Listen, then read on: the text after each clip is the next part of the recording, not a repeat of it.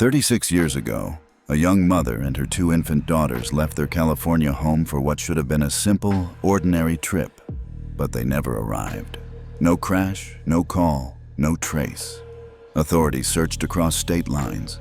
Theories rose and faded, and eventually the case was declared cold. Yet, through all those silent years, one woman refused to give up. The grandmother who kept a porch light burning every single night, believing her family was still out there somewhere. Then, decades later, a breakthrough in modern DNA technology revealed a truth no one expected. A truth that would reunite a family across generations and change everything. Before we begin, tell us where you're watching from today, because this story reaches far beyond state borders. And if you believe that no mystery truly ends until the truth is found, go ahead and subscribe, so you never miss stories like this one. In the summer of 1989, in a quiet neighborhood on the outskirts of Bakersfield, California, a young mother named Lena Alvarez, only 23, prepared for what she described as a short trip across the state line into Nevada, a quick break to clear her thoughts and breathe.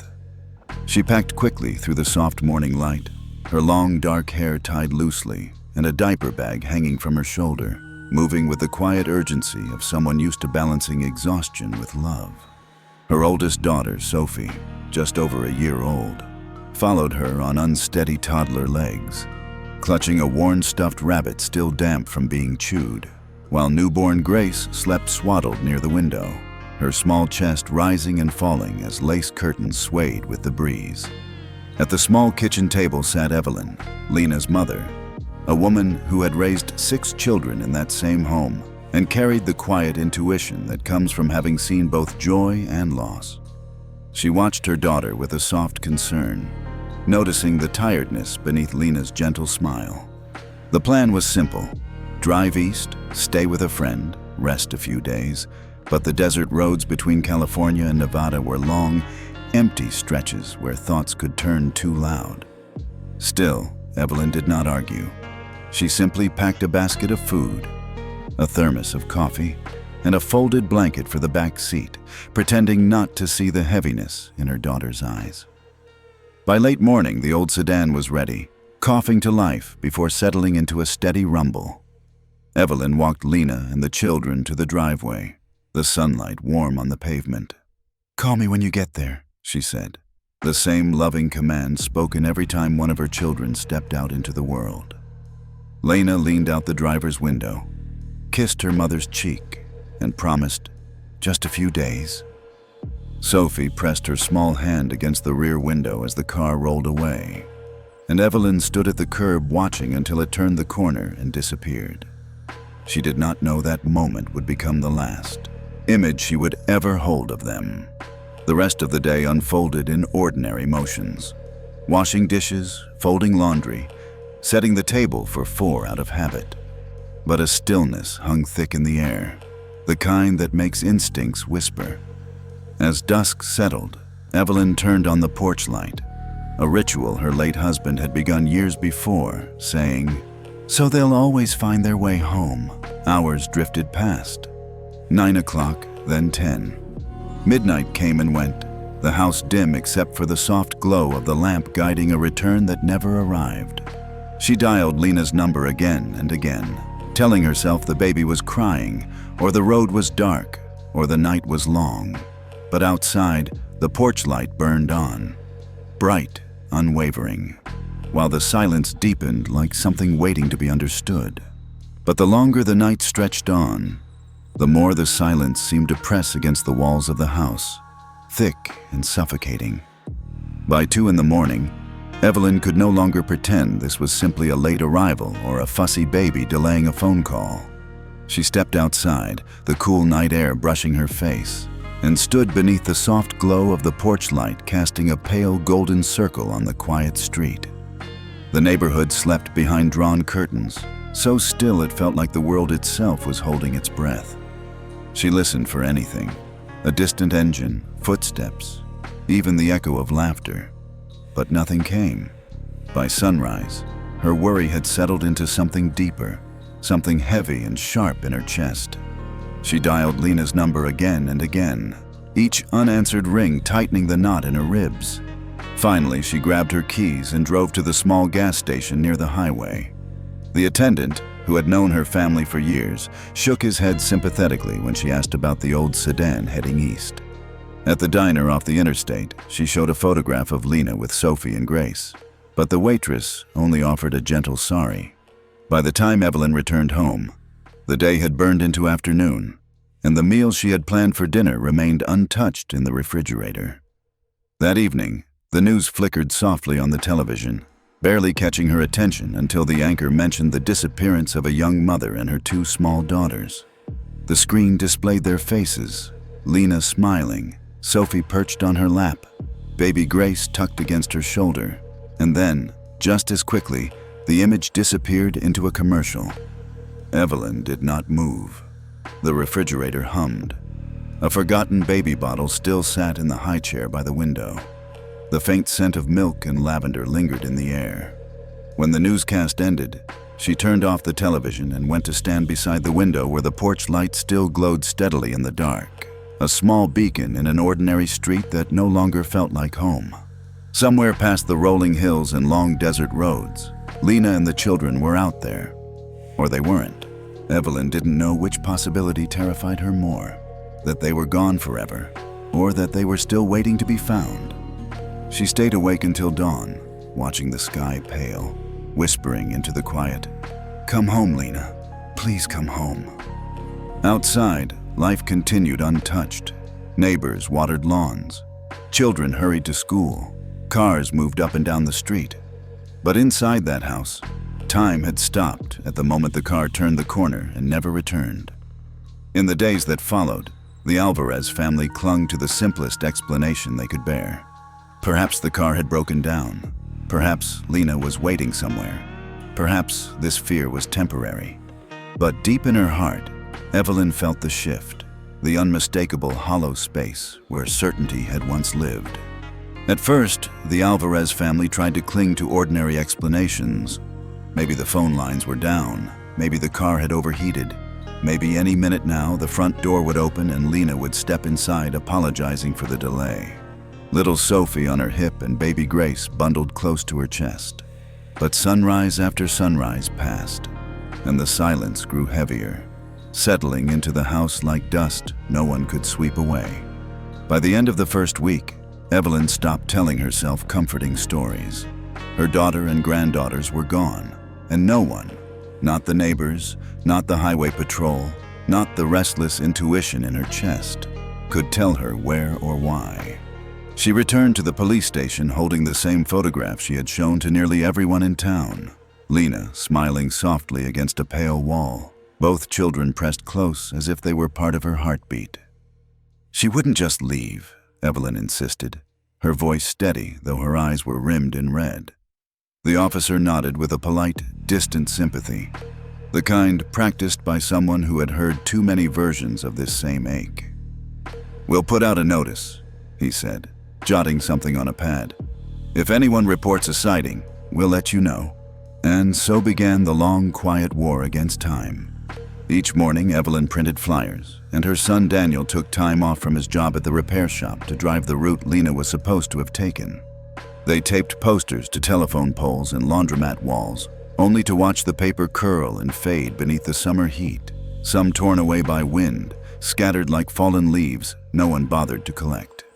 Daniel drove the highway stretching toward the desert, stopping at diners, gas stations, and rest areas, holding up the photograph like a plea.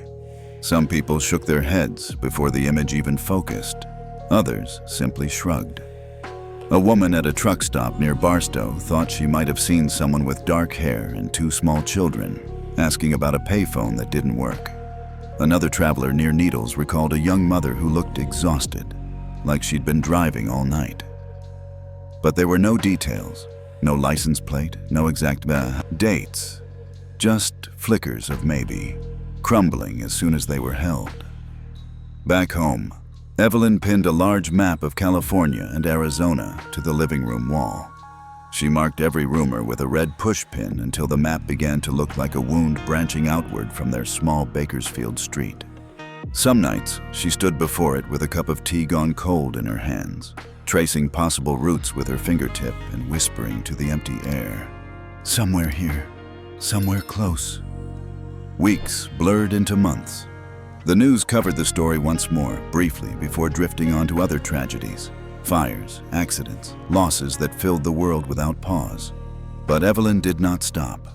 She called police stations across state lines, wrote letters to shelters, hospitals, and social service offices, refusing to let her daughter's name fade quietly into the spaces where unanswered questions go to sleep. Sometimes Evelyn received polite replies to her letters and calls, but more often there was only silence. Once, an officer from Arizona phoned to say they had located a car similar to Lena's, but it turned out to be the wrong make and year. Another time, a motel clerk near the Nevada border claimed to have seen a young mother with 2 small children. Evelyn and Daniel drove nearly 6 hours across open desert, hope pulsing like a heartbeat beneath every mile, only to find a family who had never even heard their names. Each disappointment carved another quiet wound, but she never let go. Hope was no longer an emotion. It had become a responsibility. Some evenings, the Alvarez family gathered around the dinner table in silence, eating without speaking. The high chair still stood by the window, a small ghost of a life that had once filled the house with laughter. Outside, the neighborhood kept moving. Children learned to ride their bicycles, grew taller, left for college. Seasons changed without asking permission. Evelyn often found herself wondering how old Sophie would be now, what words Grace would have learned first, whether their laughter would sound like their mother's. Sometimes she dreamed of them, 2 little girls running through the backyard, their laughter so bright and real that she would wake with tears drying on her pillow. A few months after the disappearance, the investigation began to thin. The detective stopped returning calls as quickly. "We followed every lead," he said finally, his voice tired but firm. "There's no sign of foul play, no wreck, no remains. We can't track her past the state line." In the official report, a phrase appeared for the first time: presumed voluntary disappearance. To the Alvarez family, it was a cruel sentence. They knew Lena. She struggled, yes, but she loved her daughters more than anything in this world. She would never simply drive into the desert and vanish. But without physical proof, the case cooled. The folder moved from desk to desk, eventually disappearing into storage. At home, the map on the wall remained, though dust began to collect on the red pushpins. Daniel stopped adding new ones, but Evelyn would not take them down. Each pin was a heartbeat, a possibility, a promise she refused to abandon. From time to time, neighbors brought rumors like offerings. Someone thought they saw a woman with 2 children in San Diego. Someone else heard about an abandoned car near the Mojave. Each time, Evelyn's hope flared for an instant, and each time it guttered out into quiet disappointment. By the second year, the flyers had faded to near white, their edges curling like leaves left too long in the sun. Evelyn stopped printing new ones. Instead, she kept a small notebook beside her bed, a record of every name, every rumor, every prayer whispered into the dark. Day 147. No call, no word. Lord, guide them if they are still walking somewhere. Day 208. Dreamed of them again. The girls were laughing, and still, the porch light glowed each night, steady and patient, the way love waits even when the world insists it should let go. Day by day, Evelyn continued to write in her small bedside notebook, and sometimes the entry was as simple as, "Sophie has her mother's eyes," and sometimes it was just the date followed by the word, "nothing." By the 400th day, grief had woven itself into routine. Life moved in quiet patterns.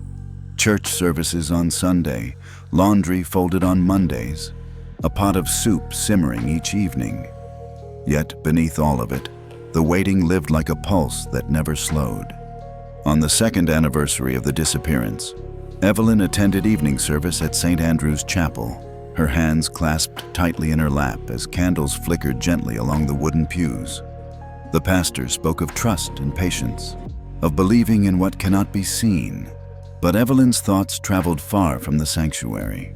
She pictured a lonely desert highway, a stalled car on the roadside, wind sweeping through open windows, carrying a mother's lullaby into the dark. When the choir began to sing, her strength finally gave way. She bowed her head, tears slipping quietly onto her hands as she whispered a prayer she had spoken countless times, but now sounded different, bare, pleading, honest. If I cannot bring them home, then please let me know they are not alone. A soft warmth brushed her cheek, so faint she could not tell if it was memory, faith, or the imagined touch of a small hand. And then it was gone. Outside, the church bell rang through the quiet streets.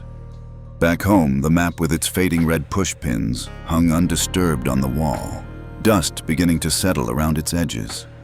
The porch light still glowed every night, steady and unblinking, waiting for an engine that never returned. Years folded into decades, the boundary between one day and the next worn thin by repetition. The small Bakersfield apartment changed very little.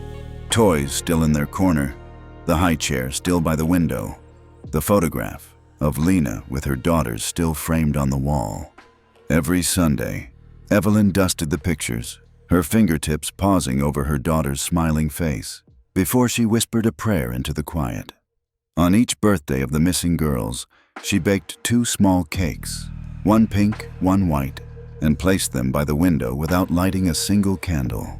The family would gather around them in silence, the room heavy with the echo of 2 lives they could only imagine growing.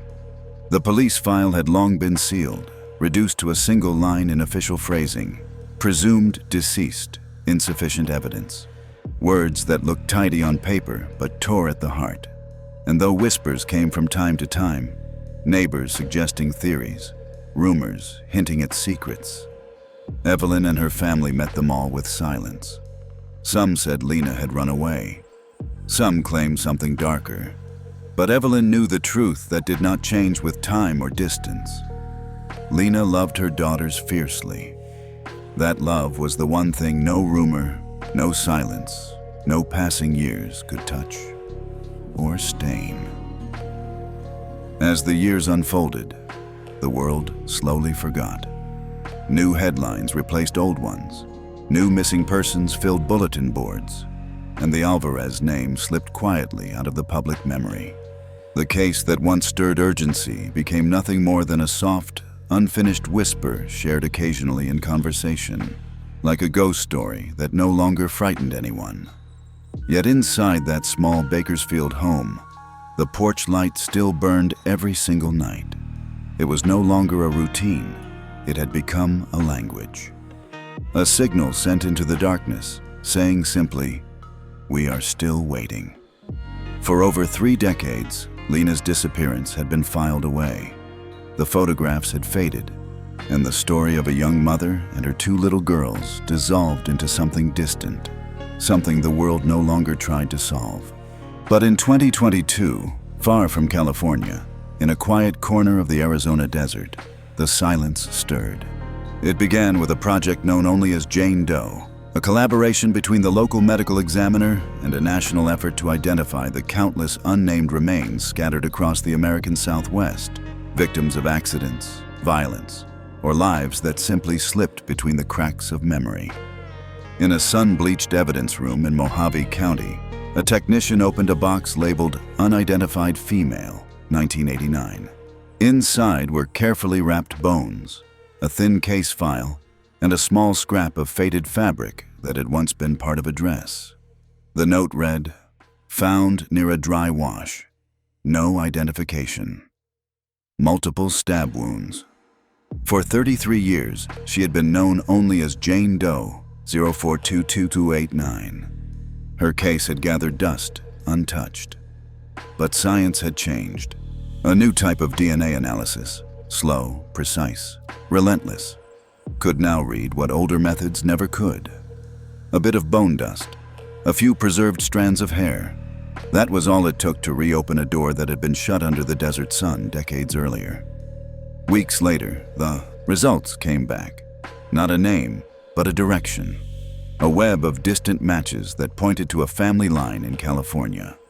The data was uploaded into a national database, and there, buried in an old digital archive, it connected to a file labeled Missing Person, Lena Alvarez, 1989. When the call reached the Bakersfield Police Department, the detective assigned to cold cases didn't even recognize the name. He opened the file to find only a few yellowing pages, a grainy photograph of a young woman holding 2 babies, and a handwritten note nearly faded to nothing. Yet now, across hundreds of miles and more than 3 decades, the threads had begun to pull together.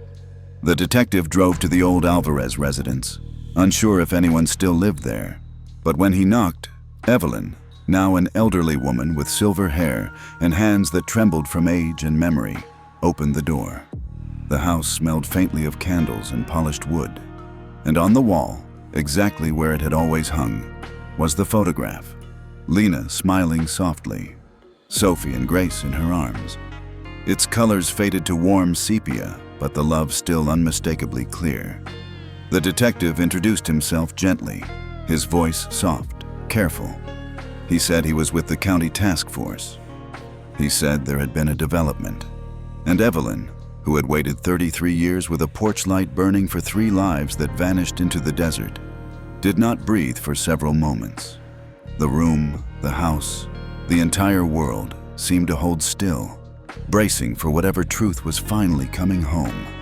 Evelyn looked at the detective with the quiet steadiness of someone who had spent half a lifetime preparing for the worst and still hoping for the impossible. She invited him inside, poured 2 cups of coffee without asking what he preferred, and sat across from him, waiting. "Mrs. Alvarez," he began gently, his voice low. "We believe we've found your daughter." Her hand stopped halfway to her cup. The detective explained the Jane Doe project, the DNA testing, the match. His words careful, kind, but undeniable. When he finished, the only sound in the room was the slow, rhythmic ticking of the clock on the wall. Evelyn closed her eyes. For a long moment, she said nothing. Then, in a voice almost too soft to hear, she asked, "You mean she's gone?" The detective nodded. There were no screams, no collapse, no dramatic grief. Just the sound of a woman releasing 33 years of waiting in a single, long, trembling breath. Later, when the family gathered, he showed them what little remained of the report. The desert location, the approximate time of death, the fragments of evidence that had survived the sun and wind. It suggested that Lena had likely died within days of leaving home. No car was ever found, no personal belongings, no witnesses. The report offered no answers, only the truth that the waiting had ended long ago, and only the family had remained suspended in time. Daniel stood over the map that had hung on the kitchen wall for decades, staring at the faded red pushpins. "All this time," he murmured, his voice thick, "she was right there, just miles from where we were looking." Evelyn didn't reply. She went to her bedroom and returned with a small wooden box worn smooth from years of being opened and closed. Inside were old newspaper clippings, snapshots of Lena holding her girls, and the last letter she had ever sent. A simple thank you note for the baby blanket Evelyn had mailed her.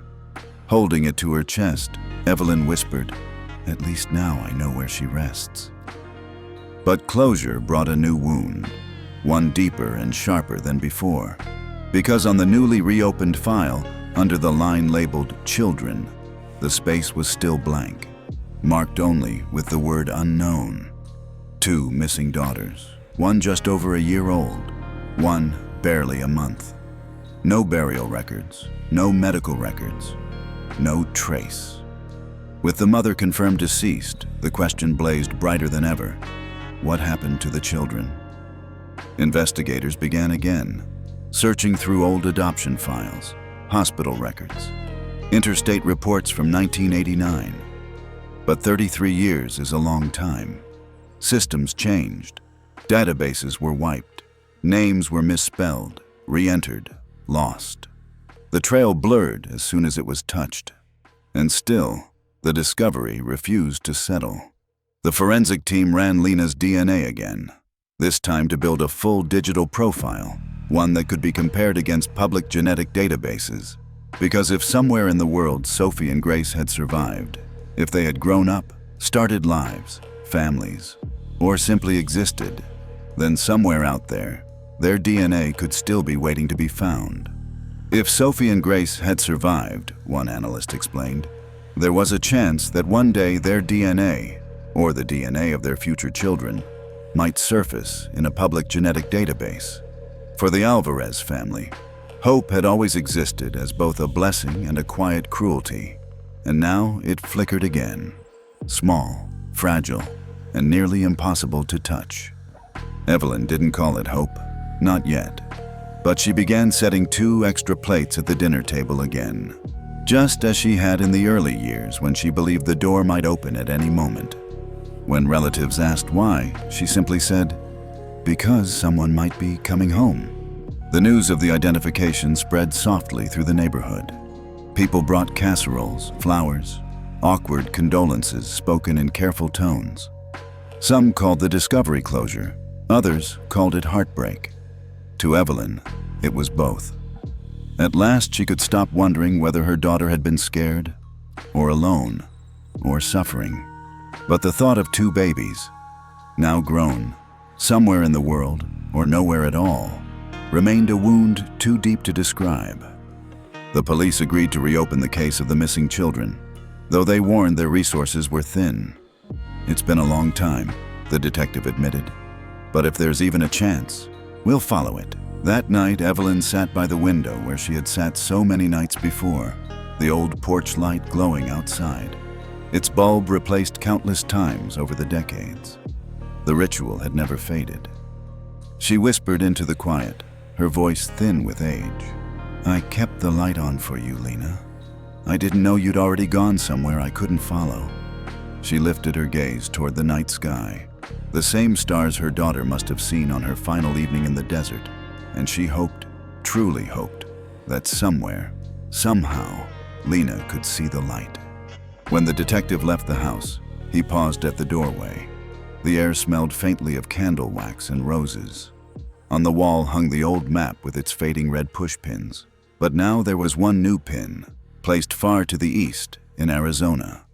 Beneath it, in Evelyn's graceful handwriting, were the words, "Found.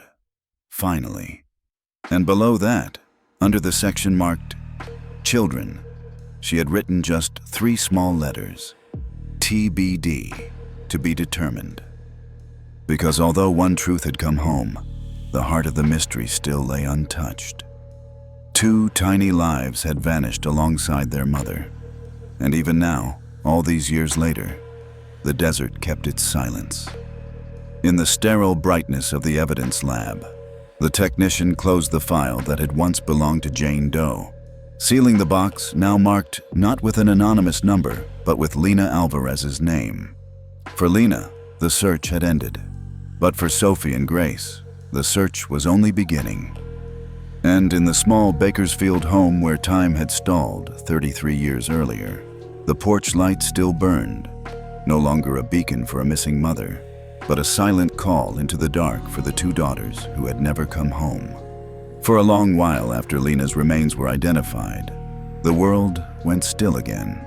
The headlines faded, the casseroles stopped, the neighbors returned to their own lives, and the Alvarez family retreated into their quiet routine, carrying a grief that had shape now, but no resolution. Yet among the investigators who had worked the Jane Doe case, one question refused to settle. What happened to the children? In 2023, the Mojave County Sheriff's Office partnered with forensic genetic genealogists, a new breed of investigators who treated DNA like a family tree made of whispers. The idea was both simple and astonishing. If Sophie or Grace were still alive, or if they had children of their own, some trace of their DNA might already be in a public database, uploaded through a medical test or ancestry kit. All it would take was one match, one shared genetic thread to unravel the silence of decades. A detective returned to the Alvarez home, not with questions this time, but with DNA swabs and consent forms. Evelyn, now fragile and soft-spoken, agreed without hesitation. "Whatever it takes," she said, her voice trembling but resolute. "If they're out there, we owe them that." Samples from Evelyn, Daniel, and extended family members were sent to a lab in Texas, where millions of genetic markers were compared against every known entry in the major databases. It was a long shot, but for the first time in decades, hope flickered again, small and unsteady, but undeniably alive. Weeks blurred into months, then years. Each report returned the same. No significant match found. Evelyn began asking about it less and less, and when she did, the detectives answered gently, "We're still looking. Sometimes these things take time." By 2024, the case had gone quiet again. The lead detective retired. A new one stepped in, Detective Lauren Vega, younger, born long after the girls had vanished, but carrying a determined stillness in her voice. One late evening, she reopened the digital case files, scrolling through the genetic data the way archaeologists brush sand from ancient stone. She refused to believe that silence was the final word. She requested that the Alvarez family's DNA be uploaded into a newer genealogical network, one capable of tracing distant bloodlines out to fourth and fifth cousins. "Let the bloodline speak again," she told her supervisor. And then, in August of 2025, it did. What began as a routine automated alert became something seismic. Potential close match detected. 99.98% probability. The name was redacted, but the location was clear. California. Vega reran the comparison twice, then a third time. Each result came back the same. The match belonged to a woman in her mid-30s, born under a different name, raised just miles from where the family had once searched, never reported missing. The genetic signature matched almost perfectly what would be expected of one of Lena's daughters. Vega sat back in her chair, the fluorescent lights humming faintly overhead. The room felt suddenly still, charged with something electric and enormous. She had spent years staring at photographs of two missing babies whose lives had been frozen in time. Round cheeks, wide eyes, tiny hands, and now one of them might be alive. Somewhere out there, a woman was living her life with no idea that her story had begun under a different sky, with a different name, a different mother's arms. But Detective Vega had learned to treat hope the way one handles glass, carefully, aware of how easily it could cut. False matches happened. Coincidences existed. DNA could be precise, but the world rarely was. So she requested the highest level of confirmation available. A full comparative genome analysis between the woman's DNA and the preserved sample taken from Lena Alvarez. The wait lasted 3 long weeks, each day stretching like a season. When the report finally arrived, Vega opened it slowly, her breath held tight in her chest. The conclusion was clear, clinical, irrefutable. Subject shares approximately 50% genomic similarity with the remains of Lena Alvarez, consistent with a direct mother-daughter relationship. There it was. Sophie was alive. But the shock didn't end there. As Vega traced the woman's early records, she found an adoption file. Sophie had entered foster care as an infant in late 1989. The paperwork listed her as found abandoned at a public location. No biological family recorded. No link to Arizona. No mention of the desert. Then Vega found something else, something that made her hands stop moving on the keyboard. In the same household where Sophie was raised, another child had been adopted just months later. A second girl, a year younger. No verified relation, but listed in the file as possibly connected. Vega ordered a mitochondrial comparison. When the results returned, the match was unmistakable. The two women carried the same rare maternal lineage marker, one shared by Lena Alvarez. The odds of coincidence were less than 1 in a billion. Grace was alive too. For the first time in 36 years, the silence broke, not with a scream, but with a fact. A truth that had outlasted rumor, grief, and time. Vega called the Mojave County office. Her voice was steady, but her hands trembled. "I think we found them," she said. The line went quiet. Then the question that had hung over more than half a lifetime finally surfaced. "Are you telling me the Alvarez girls are alive?" Vega didn't promise hope. She simply said, "The blood says they could be." The legal steps were slow. Cross-checks, approvals, archived child welfare files dragged into the light. Meanwhile, in the small Bakersfield home with the softly burning porch light, Evelyn knew nothing yet. She had stopped asking long ago, stopped reaching into the years. But that August, she dreamed of her daughter again, Lena standing in the desert at sunset, holding two little girls by the hand. "Come home," Evelyn whispered in her sleep. "It's safe now." In the dim glow of her office, Detective Vega stared at two profiles side by side on her screen. Two women, Ava and Marisol, both living quiet, ordinary lives in California. Two women with new names, new histories, and the same blood. Two stories had grown unknowingly from the ashes of one that had never found its ending. The data was undeniable, the science steady and merciless. Sophie and Grace Alvarez had not vanished into the desert. They had simply lived another life, but the discovery came with a tremor of sorrow. Every miracle in forensic work carried a cost, and Detective Lauren Vega understood exactly what the next step meant.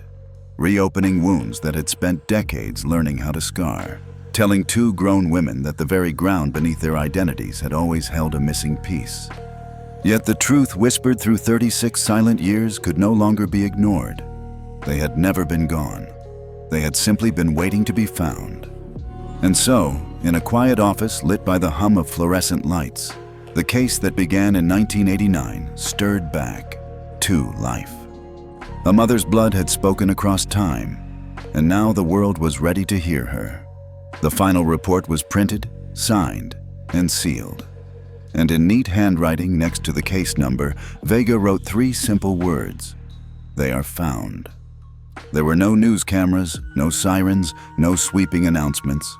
Only a calm autumn morning in 2025 when the air in Bakersfield felt lighter than usual. Vega stood at the door of the old Alvarez home, a folder pressed to her chest, steadying herself before she knocked.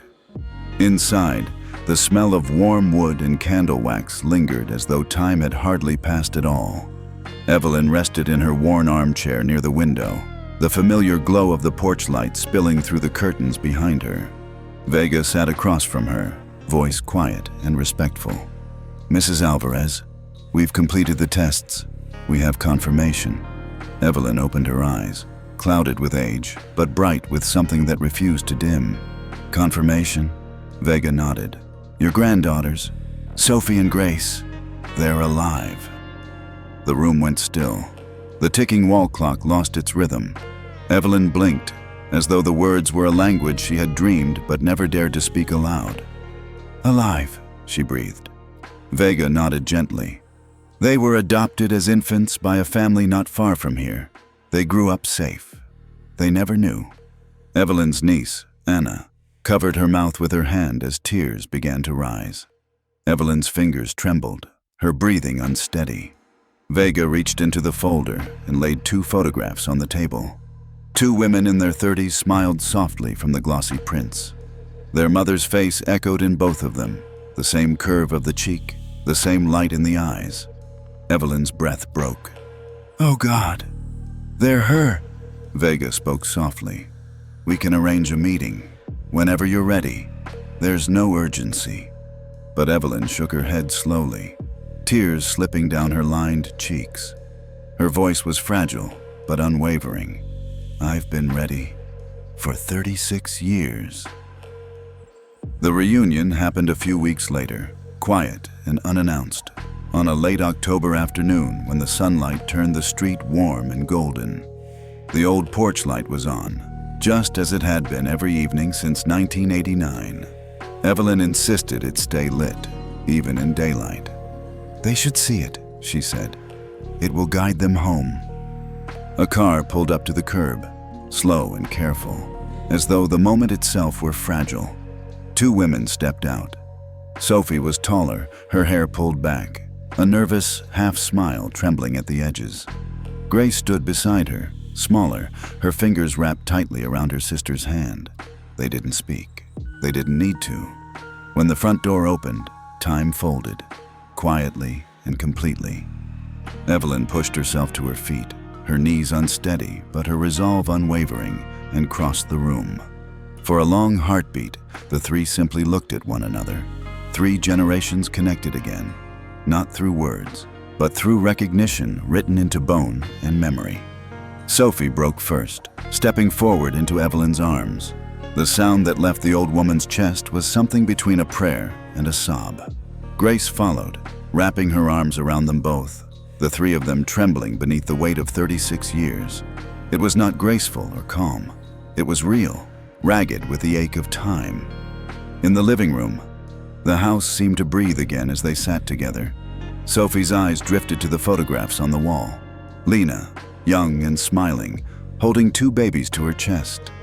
"That's her," Sophie whispered. "That's our mother." Evelyn nodded, tears streaking down her cheeks. "She loved you more than her own breath," she said. "She tried to bring you home." The family told them the pieces. The morning they left, the maps, the candles, the birthdays celebrated in silence. And for every answer, new questions surfaced. But questions could wait. What mattered now was presence, flesh and voice and heartbeat. As evening settled, Anna lit 2 small candles on the table. Evelyn's hands trembled as she struck the match, but her voice held steady. "Every year I baked cakes for you," she said softly. "Every year I prayed you'd come home to blow out the candles." Sophie reached for her hand. "We're home now," she said. In the years that followed, the Alvarez case became more than a tragedy. It became a lesson woven into classrooms, police briefings, and forensic conferences across the country. Investigators repeated it as a reminder. No case is ever truly cold, as long as someone keeps searching. Some said it was DNA that solved the mystery, but those who understood the story best said it differently. It was the porch light, burning year after year, guiding 2 daughters home. As Sophie and Grace, now women in their late 30s, stepped forward into the world with their newly reclaimed history, they chose not to hide from it. They began speaking publicly, partnering with foundations that support families of missing children, standing in classrooms, shelters, and community halls, reminding others that silence is not the same as an ending. "We were found because someone never stopped looking," Sophie would say. "Because someone left the light on." And for Evelyn, those words were enough. She passed peacefully a few years later, her favorite chair still facing the window where she had waited so long. On her nightstand lay the porch light bulb, wrapped carefully in a piece of cloth, the very bulb that had burned through 36 years of hope. The family buried it beside her, a gentle symbol of faith that refused to fade. Today, when dawn rises over Bakersfield, the old house still stands, weathered but warm in the morning sun, and the porch light still glows, soft, steady, unwavering, outlasting the dark. If this story touched you, if you believe as the Alvarez family did that truth never disappears completely, then stay with us. Subscribe to the channel, share this story, and help keep these lights burning for those still missing. Every view, every comment, every share keeps another porch light lit somewhere in the world. And before you go, tell us, where are you watching from? Because no matter the distance, hope always knows how to find its way home.